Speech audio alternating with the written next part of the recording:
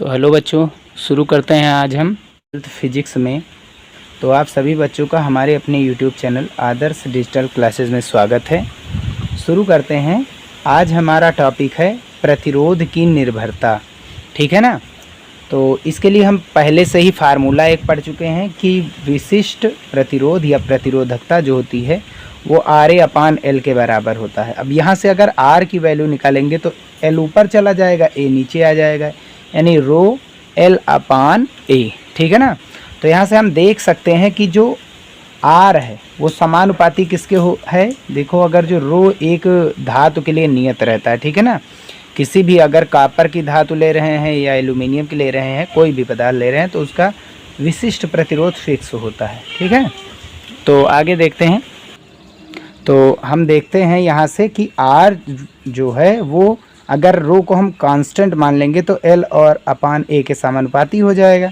तो यहाँ से हम कह सकते हैं कि जो प्रतिरोध है वो सबसे पहले लंबाई पर निर्भर करेगा और दूसरा है क्षेत्रफल। तो चालक का जो परिच्छेद क्षेत्रफल है उस पर और चालक की लंबाई पर। तो लंबाई पर सबसे पहला है, क्योंकि अगर ये कांस्टेंट है तो R समानुपाती जाएगा L के। कहने का मतलब अगर किसी तार की लंबाई बढ़ाएंगे तो उसका प्रतिरोध भी बढ़ जाएगा। तो हम यहाँ से कह सकते हैं किसी चालक तार का प्रतिरोध उसकी लंबाई के समानुपाती होता है। और एक खास बात, लंबे तार का प्रतिरोध क्या होता है, हमेशा अधिक होता है। ठीक है। और सेकंड इसका है क्षेत्रफल पर, और क्षेत्रफल कैसा, परिच्छेद क्षेत्रफल है। ठीक है ना, A वाला। तो अगर हम देखते हैं R A कहाँ है, नीचे है, तो R व्युत्क्रमानुपाती है A के, या R समानुपाती है 1/A। तो A का मान अगर बढ़ा रहे हैं तो R घट जाएगा, क्योंकि ये बटे में है। तो क्षेत्रफल बढ़ाने पर R का मान घट जाता है, अगर क्षेत्रफल घटा रहे हैं तो R का मान बढ़ जाता है। कहने का मतलब कैसे, क्षेत्रफल मतलब चालक तार की मोटाई, ये परिच्छेद क्षेत्रफल है। ठीक है, ये वृत्ताकार भाग। तो किसी चालक तार का प्रतिरोध उसके परिच्छेद क्षेत्रफल के व्युत्क्रमानुपाती होता है, जो कि दिया गया है। और पतले तार का प्रतिरोध हमेशा क्या होगा, अधिक होगा, क्योंकि उसका परिच्छेद क्षेत्रफल कम होगा ना, ये मोटाई। तीसरा क्या है, जो सबसे खास है, किसी चालक तार की आकृति व आकार बदलने पर तार का प्रतिरोध बदल जाता है। तो ये सबसे खास बात है कि अगर हम चालक तार की आकृति और आकार बदल रहे हैं तो उसका प्रतिरोध बदल जाएगा। ठीक है ना। नेक्स्ट देखते हैं, चौथा नंबर मोस्ट इम्पॉर्टेंट है तापमान पर। तो हम प्रायः देखते हैं कि जो प्रतिरोध होता है वो तापमान पर समानुपाती होता है, तापमान पर निर्भर करता है और तापमान के समानुपाती होता है।